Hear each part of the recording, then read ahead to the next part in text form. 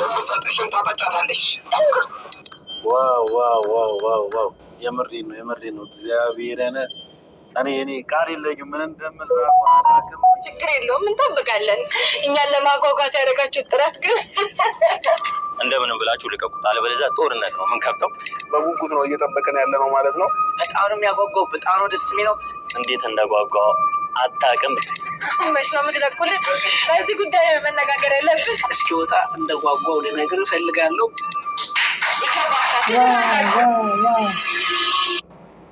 ዛሬ ለብዙ ጊዜያት የለፈውበትን ስራ ይዤላችሁ መጥቻለሁ።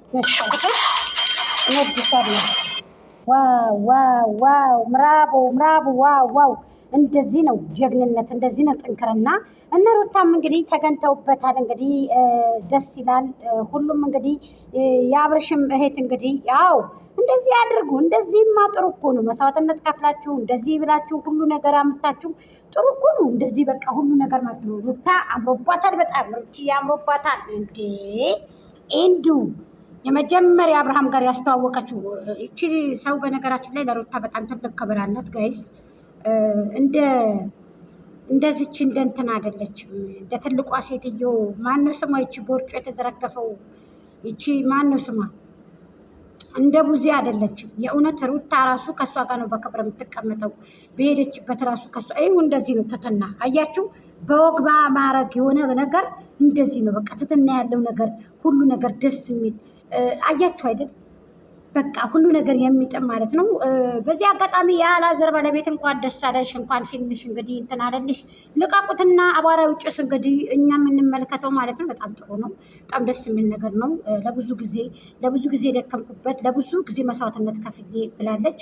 አብርሽ ደግሞ ከመኪናው እንግዲህ እጃችሁ እንደዚህ የሚደረገው አውሬ የምታስመስሉት ለምንድን ነው? ያውን ጌጥ ነው ምንድነው ደግሞ እጁን ደግሞ የሆነ ንቅሳት ምናምን አውዚ ቢላምሽ ጠረጅ በረተው ባካችሁን የአውሬ እየመሰለኝ ይሄ ነገር ማለት ነው።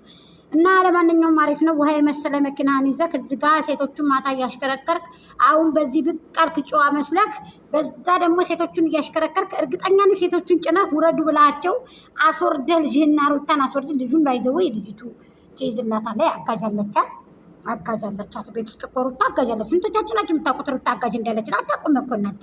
ማናጀር አለቻት እኮ የምሬን እምላችሁ አጋዣለቻት። አንድ ቀን ነቅፋት ምናምን አታውቅም ማለት ነው። የምሬ ነው። ያቺ ልጅ ስትናገር ሰምቼታለሁ። ሩታ ቤት ውስጥ በጣም ጥሩ ሰውና እንቁ ሰው ናት፣ ምንም ነገር የማታውቅ። እኔ ሶሻል ሚዲያ ላይ ሲሰርቧት ይገርመኛል ብላለች እኮ ሰራተኞቹ። ታውቃላችሁ? ይሄንን ግን ስንቶቻችሁ ናቸው ይሄንን የምታውቁት? ምንም እኮ አያውቁም እኮ።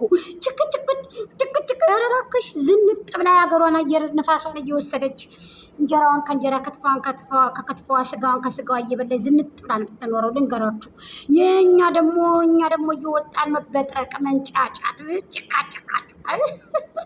ለማንኛውም የሚመቻችሁ እንኳን ደስ አላችሁ። የአላዛር ሚስት እንኳን ደስ አለች። ላይክ፣ ሼር፣ ኮሜንት፣ ሰብስክራይብ እንደህልኝ ፕሊስ። አልቦዬም ጥሩ ነው። እኔ ቀን ላይ ረግጬ አለውኝ። አርፈ ብትቀመጥ ይሻላል። ትዳር ዘንድ ተመልሰ ከዛችም እንደወጣ አታጣቅስ። ይኸው የአላዛር ሚስት ያትኝ እንደዚህ ነው መከበር ማለት እንደዚህ ነው። የሰው ልጅ የሚከበረው በከንፈሩ ነው። አንተ ደግሞ ጀዋልህን ይዘህን